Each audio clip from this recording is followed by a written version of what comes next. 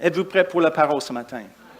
Alléluia. Le Seigneur a fait des autres choses un peu ce matin, mais c'est bon. Gloire à Dieu.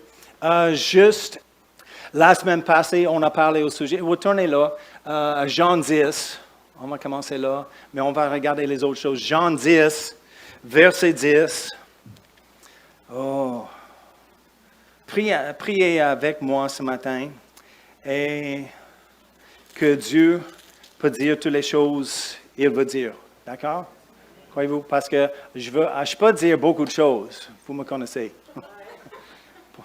Pourquoi tu ris? Oui, c'est vrai, je peux parler et dire beaucoup de choses, mais ce n'est pas important qu'est-ce que je dis. Qu'est-ce que Dieu veut dire? Amen. Donc, on va prier en accord ensemble. Merci Seigneur. Merci pour ta parole ce matin. Nous venons dans ta présence. On continue dans ta présence et dans ta parole. Remplis ma bouche avec les choses nécessaires, Seigneur. Les choses que j'ai planifiées, les choses conduites par le Saint-Esprit aussi, Seigneur. Je n'ai pas planifié, mais remplis ma bouche et on ouvre nos cœurs de recevoir ta parole enseignée, pas par moi, mais ton enseignant, le grand et précieux Saint-Esprit qui demeure en nous. Dans le nom de Jésus. Amen. Jean 10, verset 10. On connaît. Et si tu ne connais pas, c'est bon de marquer dans ta Bible. Si tu n'es pas capable de marquer dans ta Bible, tosse-la et trouve une autre Bible où tu peux marquer dedans. C'est bon, d'accord? Jésus parle ici, il a dit, le voleur ne vient que pour le voleur, qui est le voleur, le diable, Satan, n'est-ce pas? Le voleur, Jésus a dit. Ici, il s'appelle le voleur. Il ne vient que. Il vient, mais il ne vient que. Pourquoi? Pour dérober, égorger et détruire.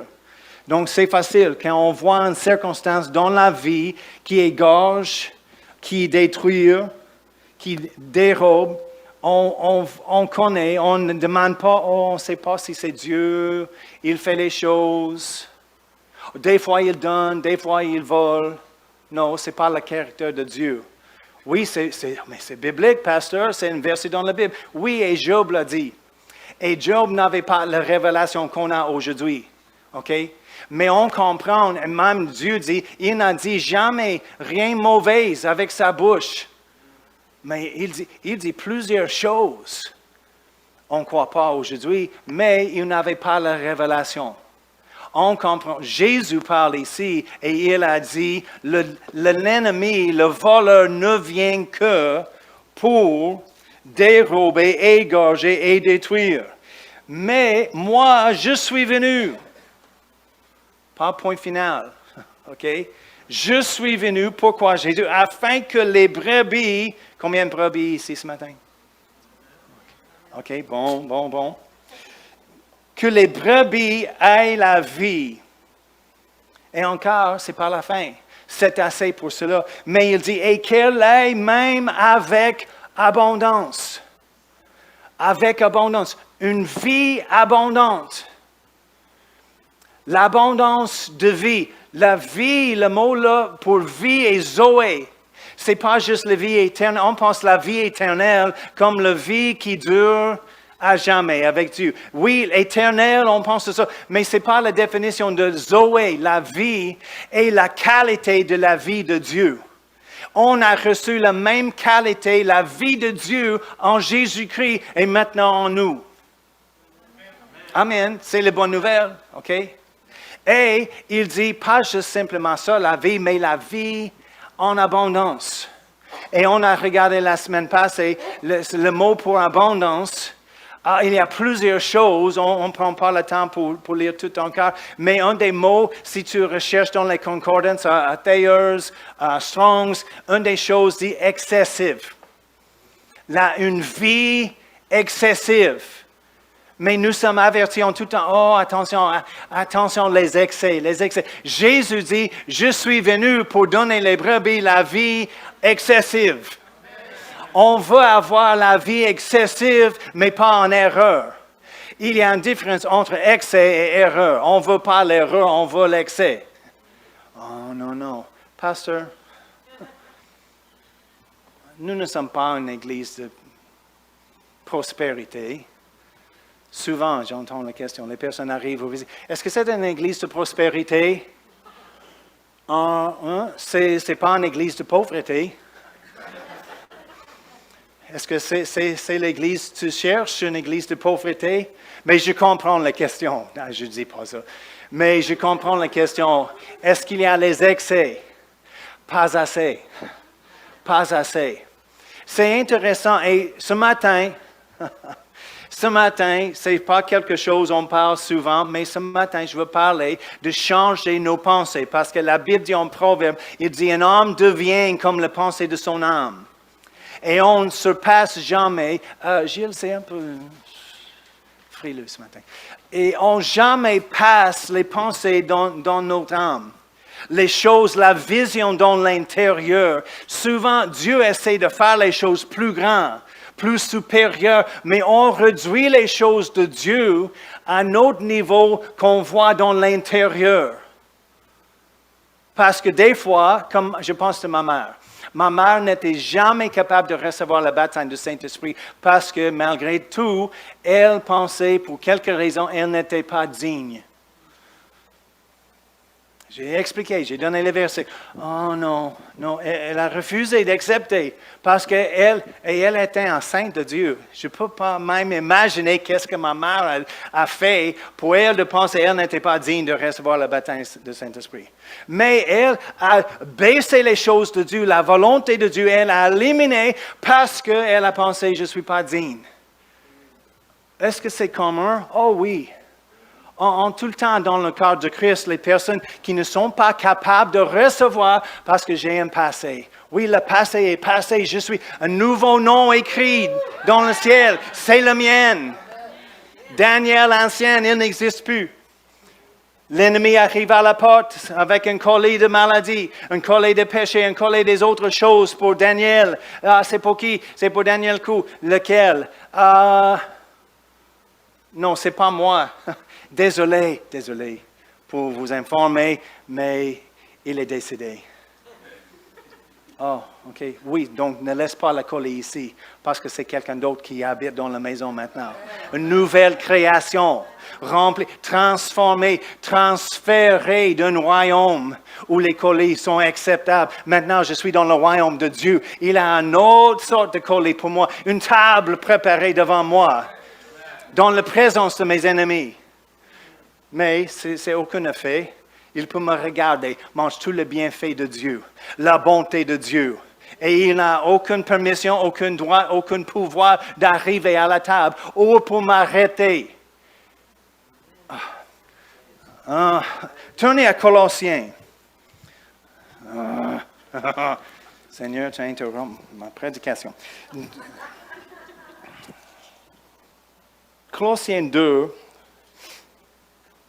Verset 15, c'est Jésus, il a dépouillé toutes les dominations et les autorités, toutes les choses de la puissance de l'ennemi. Il a dépouillé et les a livrées publiquement en spectacle en triomphant d'elle par la croix. Et aujourd'hui, ce n'est pas le verset exactement, mais c'est le bon. Nous sommes, où le verset dit, nous sommes transférés. On a changé là. On dit transféré, on dit transloqué. Transloqué, je ne sais pas si c'est le mot. Transféré, transferred. De notre royaume. Oui, c'est ça, merci. 13. Colossiens 1, je savais que c'était Colossiens, mais c'était. Verset 12, rendez grâce, Colossiens 1, verset 12. Rendez capable d'avoir une part de l'héritage dans les saints, dans les lumières. Il parle de nous, il parle des chrétiens. Nous avons une part. Il nous a rendus capables. Tout le monde dit, je suis capable. Mais le plus le monde de l'Église dit, je ne suis pas capable. Mais Jésus, il nous a rendus capables d'avoir une part dans l'héritage, remarquez, des saints dans la lumière, qui nous a délivrés de la puissance des ténèbres et nous a transportés. Il nous a transportés dans le royaume du Fils de son amour. en qui nous avons la rédemption par son sang, le sang de Jésus. Rédemption de nos péchés. On a été transportés. Et j'aime ça. Le fait est que le moment, vous décidez de prendre Jésus dans votre vie. Vous prenez la décision. Jésus, je crois en toi, tu es le Fils de Dieu. Je t'accepte, viens dans ma vie. En ce moment, nous sommes transportés, changés, recréés dans notre esprit. On devient une nouvelle création. Et en ce moment, nous sommes transportés de l'ancien royaume dans le nouveau royaume de Dieu. OK? Et l'ennemi, il n'est pas capable d'arrêter cela. Il n'y a rien qu'il peut faire quand vous prenez la décision pour dire « J'accepte Jésus ». « Oh, je veux accepter Jésus, mais je suis... » Non. Il n'a aucun droit de vous arrêter d'accepter Jésus. Et il n'est pas capable, il n'a pas le pouvoir d'arrêter le transport ou le transfert. Nous sommes transférés. L'ennemi n'est pas capable de... Non, je bloque le chemin, tu n'es pas transféré, tu ne laisses pas mon royaume. Non, nous sommes transportés dans le royaume de Dieu par l'Esprit de Dieu. Une nouvelle création. Et maintenant... Nous sommes dans un autre royaume, une autre adresse, un nouveau nom écrit. Et quand les choses de l'ancien royaume arrivent, on peut refuser. Je vous dis, s'il n'avait aucun pouvoir d'arrêter le transport, le transfert, il n'est pas capable d'arrêter ça. Pourquoi on pense qu'il a le pouvoir de mettre quelque chose sur nous maintenant? Sauf on accepte.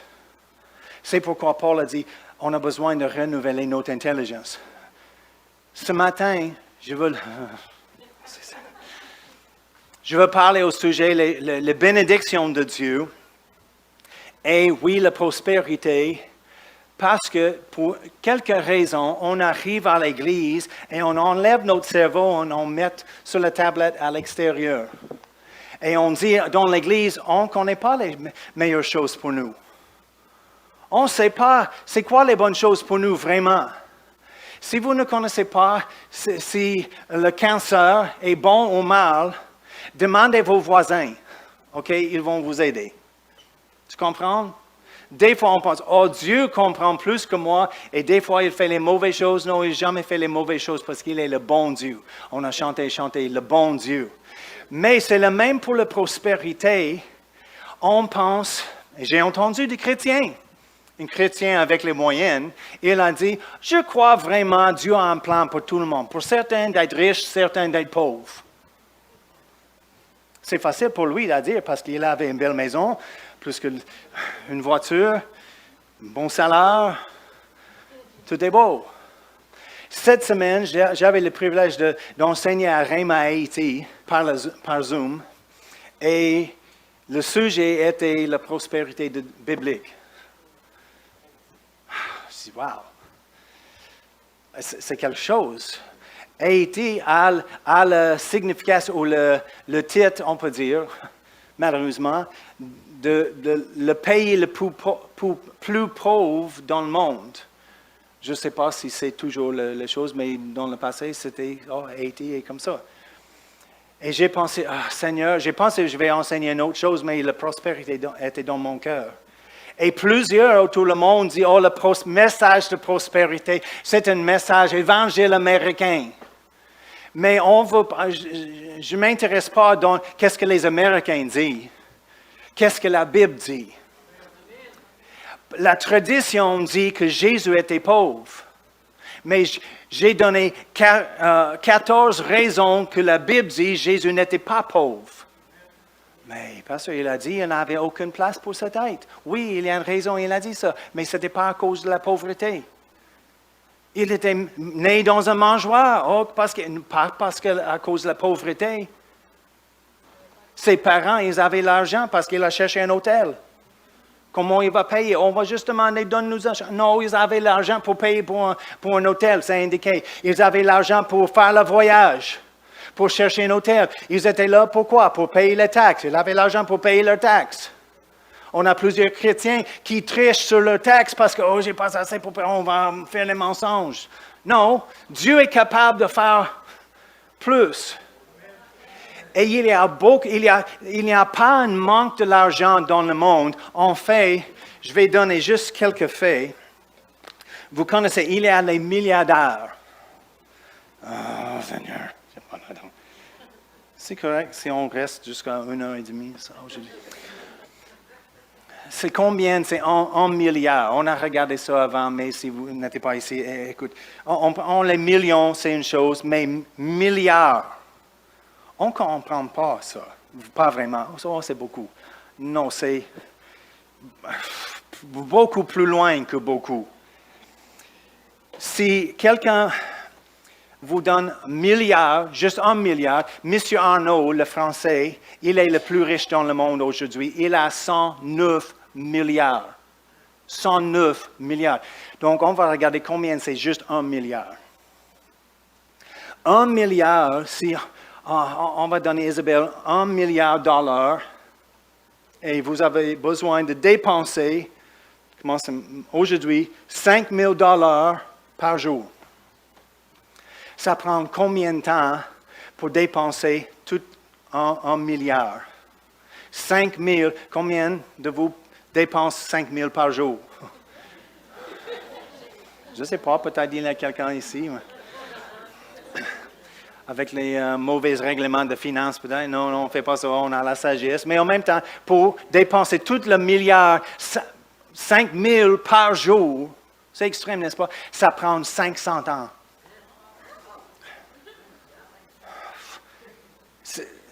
C'est plus qu'une vie, plus que 3 vies. Tu as besoin de demander les autres, aide-moi à dépenser 5 000 par jour. Juste pour compter 1, 2, 3, 4, 5, jusqu'à 1 milliard. Ça prend combien d'heures, tu penses? Il y a un qui va devenir.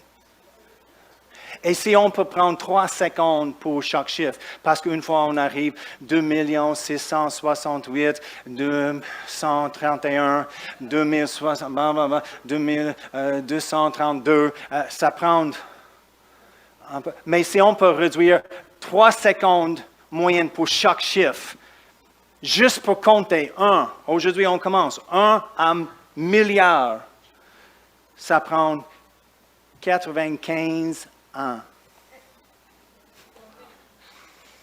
Juste pour compter, 1, 2, 3, 4, sans arrêt. 95 ans. Maintenant, tu comprends un peu combien c'est 1 milliard. Monsieur Arnault a 109 milliards. Il peut perdre 1 milliard et il ne manque rien. Okay? Il n'y a pas un manque d'argent. Même ici au Québec, il y a les milliardaires ici au Québec. Vous connaissez ça? Tu connais Lino Saputo, Monsieur Fromage? 5 milliards. 5 milliards. Il est né en Italie, mais il habite à Montréal. Okay? Alain Bouchard. Vous connaissez Alain Bouchard? Vous connaissez Couche-Tard? C'est M. Couche-Tard. Son père a fait le faillite et il a commencé son travail dans une épicerie. Il avait une idée pour Couche-Tard et aujourd'hui, en 2018, il avait la valeur de 4,7 milliards. Jean Coutu. Jean Coutu, oui. Le pharmacien.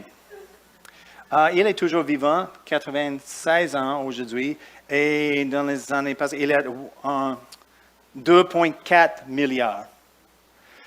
Pierre Carl, Québécois, et il était, je ne sais pas aujourd'hui, mais il était le président d'Hydro-Québec aussi, 1,7 milliards. Guy Laliberté, vous connaissez, le cofondateur de Cirque du Soleil, il fait les autres choses aussi, 1,37 milliards. Juste un. OK, on va prendre juste le 0,37. Il a toujours 1 milliard, n'est-ce pas? Il était le 11e plus riche Canadien au Canada. Mais c'est légal juste ici au Québec. Donc, il n'y a pas de manque de l'argent. On fait, Monsieur La Liberté, il a un jet, ou dans le passé, il avait un Bombardier Global Express. Et c'est l'avion d'affaires le plus luxueux et le plus abouti jamais construit, c'est dans le pamphlet. Il répond au désir de voyager le plus sophistiqué et le plus exigeant sans compromis. Aucun autre avion de ce classe ne vous fait voler plus vite, plus loin. Il a un moteur de Rolls-Royce. Ça coûte 51 millions. Et personne ne pense rien de ça. Les rois de l'industrie pornographie voyagent partout dans leur jet. Oh, rien. Mais laisse un évangéliste, un missionnaire, un pasteur prendre un jet usagé pour prêcher l'évangile. Oh, qui il pense qu'il est d'oser d'acheter? Et attention, je sais, il y a toujours dans chaque domaine, les avocats, les pasteurs, les prêcheurs, les médecins, les joueurs de hockey, les coachs, tout le monde. Il y a en chaque domaine les excès, les erreurs, les abus. Juste parce qu'il y a un abus, ce n'est pas une excuse pour abandonner la vérité. Qu'est-ce que la vérité de Dieu? Dieu, il n'aime pas la pauvreté, juste comme il n'aime pas le péché. Il n'aime pas la maladie. On aime les personnes qui font les péchés. On n'aime pas les péchés. On aime les personnes qui sont malades, mais on n'aime pas les maladies. On déteste la maladie. C'est le même avec les pauvres. On aime les pauvres, mais on n'aime pas la pauvreté. Il y a une mauvaise idée dans l'Église depuis quelques années. Nous sommes plus pieux si nous sommes pauvres. Et ce n'est pas la vérité. Les riches, il y a des avertissements dans la Bible pour les riches. Oui, certainement. Ne soyez pas orgueilleux.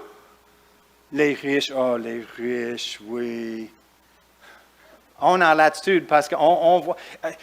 C'est un Pierre, il a dit, recommande aux riches. Ne soyez pas orgueilleux. Et qu'est-ce qu'on pense de notre intérieur, de notre vision de nous-mêmes dans l'intérieur? Oui, les riches ont besoin de faire attention à ça. Et le Seigneur a dit, un jour, il dit, pourquoi tu penses les autres? Quand il dit les avertissements des riches. Pourquoi on jamais pense, oui, j'ai besoin de faire attention, ne sois pas orgueilleux. Tu comprends? Parce qu'on ne voit pas nous-mêmes comme les riches. Non, nous sommes juste assez. Là, on a dit la semaine passée, il y a 3 façons de vivre. Pas assez, juste assez et plus qu'assez. On voit ça dans les Israélites. En Égypte, comme les esclaves, pas assez. Ils ont sorti avec l'argent, les richesses et les choses pour le terrain de promesse, la terre de promesse. Mais en route, ils ont fait le tour. Oh, les épreuves, ils ont passé par le test, ils ont fait un autre tour. 2e année, 3e, combien d'années? C'était un voyage de quelques semaines, 2 mois peut-être, et ils ont passé 40 ans. Encore et encore. Combien de chrétiens passent la même route encore et encore et encore et encore et encore et encore? Oh, je n'ai pas passé le test. Devinez quoi? On va passer encore. C'était la terre de juste assez. Rappelez, ils avaient la main, ils les étaient instruits de ramasser juste assez pour aujourd'hui. Et plusieurs chrétiens, j'ai entendu toute ma vie, « Oh Seigneur, je veux rien. » On a chanté. Oh mon Dieu. On a chanté un petit chant quand j'étais jeune dans le groupe, un de nos chants préférés parce que l'harmonie était bonne. Et c'est vraiment, Seigneur, construire pour moi juste une petite cabane dans le coin de la gloire. C'était le chant. Lord, build me just a cabin in the corner of glory land, where I can hear the angels sing, juste pour entendre les anges chanter à distance. Et serrer la main de Jésus. C'est stupide. C'est stupide. Jésus n'a pas dit, je vais pour préparer une petite cabane dans le coin pour toi. Un demeure. les maisons pour nous, il les a préparées. Mais on pense, nous sommes tellement humbles. Oh Seigneur, rien pour moi, juste une tête sur le toit. Un toit, le contraire. Et un petit morceau de pain sur la table. Vous connaissez la peinture, le monsieur qui prie sur la table, tout est obscur et sombre, et il a un petit morceau de pain, un petit verre de quelque chose, et il rend grâce parce qu'il est content pour le... Mais c'est l'attitude de l'Église aujourd'hui. Mais on ne veut rien. Mais c'est égoïste. C'est égoïste. Juste un assez pour moi et ma famille, Seigneur, on ne demande rien. Non, c'est égoïste. C'est pas le ministère de Jésus. Oh, Père, tu m'as envoyé juste assez pour moi et mes disciples. Non, ils ont donné aux pauvres régulièrement. Ils ont fait les autres choses. Jésus avait le soutien des femmes riches et les autres qu'il a suivis. Il y a plusieurs choses. Et il nous a appelés à faire le même ministère, de continuer avec cela. On n'a pas... Tournez à Genèse. D'accord? Genèse. Je vais lire Romains 1, 16. Paul a dit, « Car je n'ai point honte de l'Évangile. » Mais nous avons de la prospérité souvent parce que peut-être quelqu'un va dire quelque chose. On sera critiqué. Je n'ai pas le temps pour critiquer les autres. Je ne suis pas dans leur soulier. Je ne sais pas, je n'ai aucune idée qu'est-ce qu'il a besoin d'accomplir pour le royaume de Dieu. Je n'ai pas leur appel, mais j'ai un appel. Nous avons un appel comme une église et il y a les choses qu'on a besoin d'accomplir. Et ça prend pour chaque chose l'argent. Paul a dit, pour quelques raisons, je n'ai pas honte de l'Évangile. C'est une puissance de Dieu pour le salut de quiconque croit, de Juifs premièrement. Et c'est le même principe. La parole de Dieu est la puissance pour le salut. On a déjà vu, la foi vient, comment? De ce qu'on entend et ce qu'on entend, la parole de Dieu. Si la parole pour le salut est prêchée, la foi s'élève pour recevoir le salut. Si la parole pour la guérison est prêchée, la foi s'élève pour recevoir la guérison. C'est le même pour la prospérité, mais c'est presque jamais prêché. C'est pour l'Église reste, oh non, c'est vulgaire de parler au sujet de l'argent. Mais au même temps, chaque Église que je connais, qui est impliquée avec Tommy Zito, nous tous, on a parlé, nous avons besoin des bâtiments.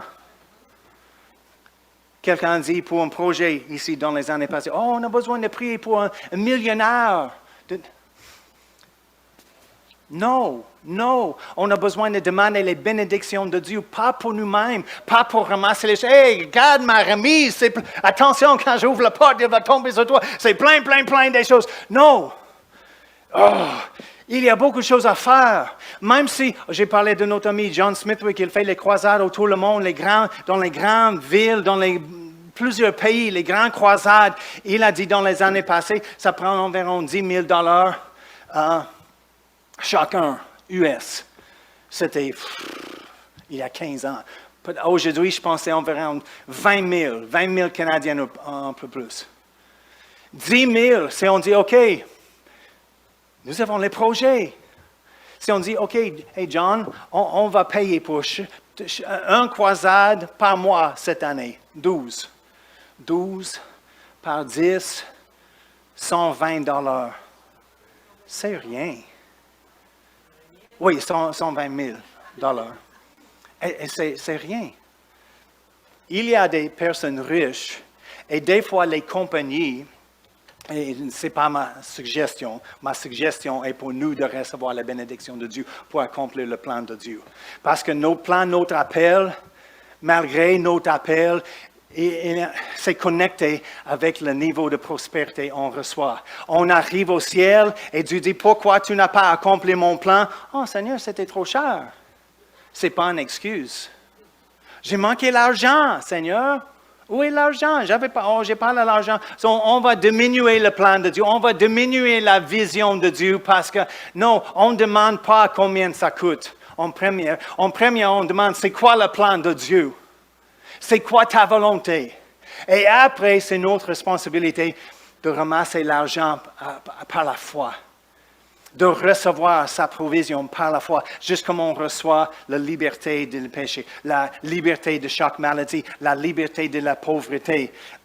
J'ai commencé à dire, il y a des personnes riches, même dans les compagnies, certaines compagnies, dans leur bylaws, dans leur charte, il a besoin de donner certains montants chaque année pour les buts non lucratifs, comme la charité, les choses. Ils cherchent les places. Plusieurs riches ne pensent pas de l'Église ou de donner à l'Église parce que la vision est trop petite. Oh, je vais donner à quelqu'un qui fait quelque chose. C'est quoi ta vision à l'Église cette année? On va juste payer notre pasteur un salaire. OK, je cherche quelqu'un qui... On va faire 12 croisades dans les autres pays. OK, commence. 10 millions? Non, juste 190 000. Oh, c'est rien. Je cherche une place pour placer 2 millions de dollars.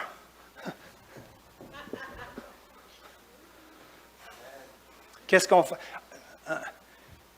C'est combien pour un bâtiment, pour une église? 2 millions, 3 millions, 5 millions. Il y avait, je pense, 4 églises, juste tout de suite, qui a besoin d'un bâtiment. Nous avons les baies, les choses temporaires. 5 millions pour chaque, c'est 20 millions. 1 milliard, c'est loin. 20 millions. Le milliardaire dit, attends, je pense que j'ai 20 millions dans ma poche. Et on rit de ça parce que c'est vraiment drôle. Mais on a besoin de changer notre mentalité. Un homme devient comme les pensées de son âme. Si on pense toujours, oh, c'est trop, oh, non, pas moi. J'ai rencontré l'histoire, j'étais dans une réunion de Kenneth Hagin à Miami, chaque hiver, il est visité pour une semaine de croisade, en tout cas. J'étais là, après j'étais au restaurant avec quelqu'un, un ami. Dans le même restaurant, et la personne m'a invité de manger avec lui, on paye à part, mais c'était un beau restaurant. C'était pas le premier choix pour moi en ce moment, parce que j'étais chez McDo dans la soirée. Merci, service au volant. Et au Wendy's, quelque chose rapide et cheap, d'accord? C'est un beau restaurant.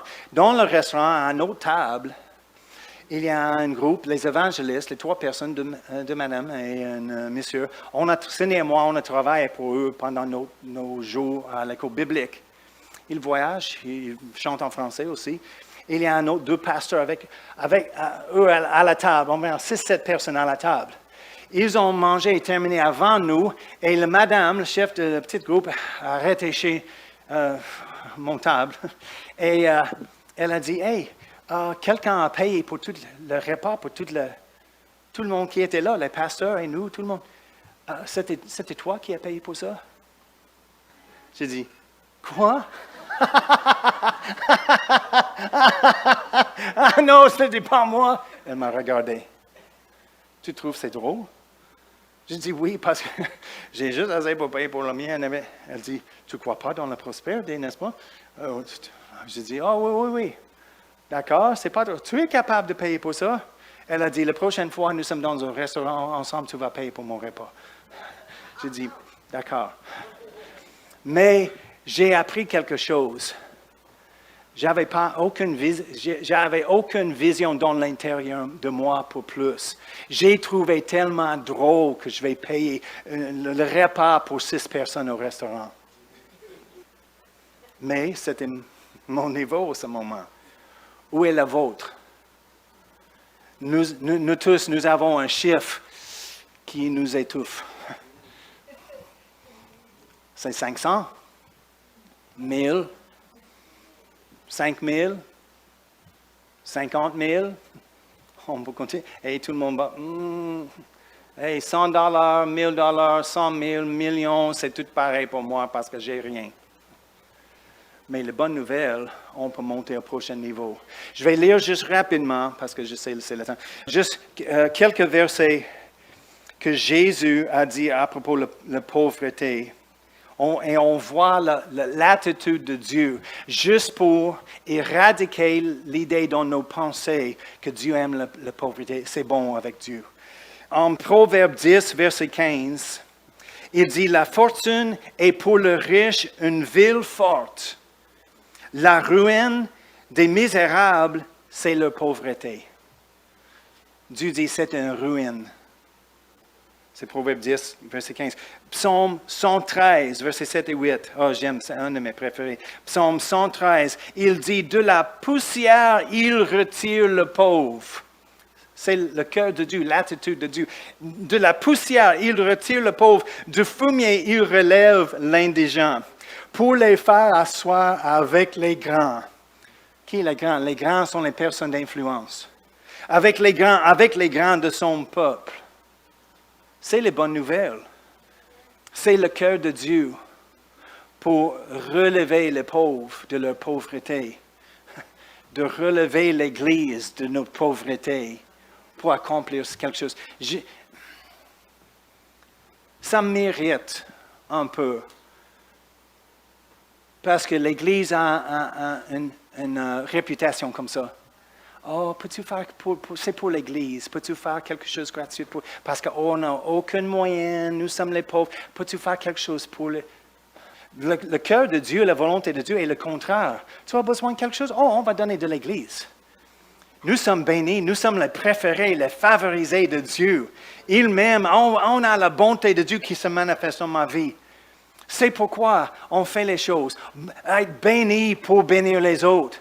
Pour voir la madame avec un chariot plein de choses chez Walmart, elle a une grosse boîte de nappes. « Hey madame, est-ce que c'est correct si je paye pour les nappes pour toi? Elle a une grosse boîte pour 2 mois. » Je pense que les mamans vont apprécier l'aide, n'est-ce pas? Payer pour le chariot de madame en avant, en arrière de nous. Les épiceries. À la pharmacie. Pas juste à Starbucks. Oh, je vais payer pour le café et la personne en arrière de moi. Oh, c'est bon, mais je pense que la personne qui est là à Starbucks, il a le moyen pour payer pour son Starbucks. Tu comprends? Et on pense, oh, j'ai fait quelque chose, j'ai payé pour le café de quelqu'un. Mais nous sommes appelés d'être bénis. En Genèse, on va juste dire, on voit génération après génération, riche et béni, plus riche. Rappelez, Abraham, la Bible dit, Genèse 13, il était très riche. Riche en troupeaux, en argent et en or. Dieu n'a pas dit, « Hey Abraham, quand tu vas donner tout, deviens pauvre comme je veux. » Non. Abraham et Lot, c'était trop. Leur troupeau était trop. Ils n'étaient pas capables de vivre ensemble. Il dit, on a besoin de séparer. On a trop pour la terre de nous supporter. Mais on va donner tout. Et même les pauvres, on n'exige rien. Jésus n'était pas comme ça. Rappelez la madame avec les deux petites pièces de monnaie. Jésus, c'est intéressant, on n'a pas le temps, on va terminer avec cela. Mais Jésus était là pour voir comment, la Bible dit, comment les personnes donnent dans l'offrande. Imagine si aujourd'hui, on place le panier ici, et je reste ici pour vous regarder comment tu donnes. Oh, hein? La Bible dit, Jésus a regardé. Pas combien, mais comment. Et il a vu la madame, et il a dit après, c'est une femme veuve qui a donné ce dernier, tout ce qu'elle a pour vivre. Attends, ma tête religieuse est... attends, tu me dis que Jésus a compris la situation, Jésus, il a regardé, il a compris, c'est une femme veuve, vieille, et pauvre, elle a 2 petites pièces de monnaie, et Jésus, laissez-le, il a laissé là faire cela. Aujourd'hui, on dit, oh non, madame, garde, oh, fais rien, retourne. Here, prendre quelque chose du panier, ne mettre rien, mais prendre quelque chose. Jésus a laissé là.